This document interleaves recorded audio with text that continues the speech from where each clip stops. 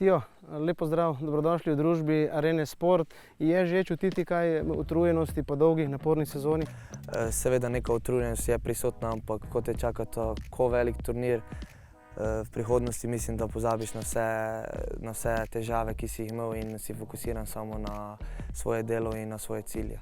S 6 zadetki ste bili prvo orožje v kvalifikacijah, prvi strelec naše reprezentance. Je bilo to vaše najuspešnejše obdobje v vaši karieri? Mislim, da bi lahko označil to kot zelo pozitivno obdobje moje kariere. Dogajale so se sporedno tudi neke negativne stvari, ne bi rekel negativne, neke manj pozitivne za mene.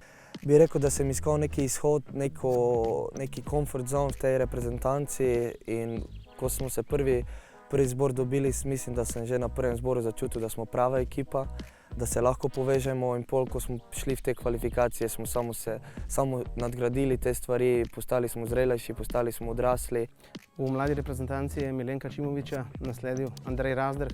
Vemo, da je selektorsko paličico prevzel pomočnik, tako da verjetno do drastičnih sprememb ni prišlo. Vsaka sprememba pa vendarle prinese nekaj novega. Kaj novega je prinesla ta? Selektor Milenko tistega časa zgradil neko borbeno ekipo, neko vojsko,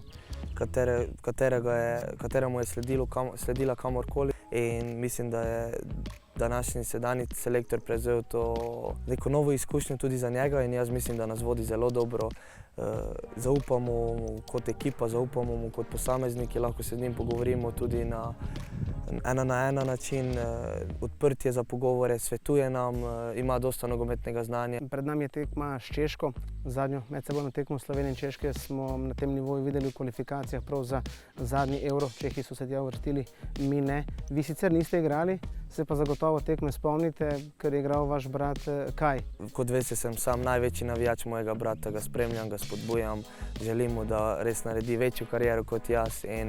Tekmo sem si ogledal, bila je zanimiva, težka tekma. Ogledal sem si jo doma na kavču, hvala Bogu sem jaz imel neko pauzo, neki oddih, ampak za njega pa ni bilo tako. Mislim, da je tekmo dobro odigral. V medsebojnih obračunih Čehov še niste premagali, ste mogoče v analizah pogledali tekme prejšnjih generacij, ugotovili razloge za to, kaj je šlo narobe? Ja, Čehov še nismo premagali, da bi pogledali neke analize prejšnjih generacij, nima smisla, mi igramo proti sedajšnji generaciji. Mislim, da bomo jih dobro pogledali, dobro preanalizirali, in jaz verjamem, da bo prva zmaga za Slovenijo proti Češko prav na tem evropskem prvenstvu. Če za konec bolj za šalo kot za res napovejo še končni rezultat ali pa vsaj tip? Pa da, jaz bi rekel 3:0 za nas.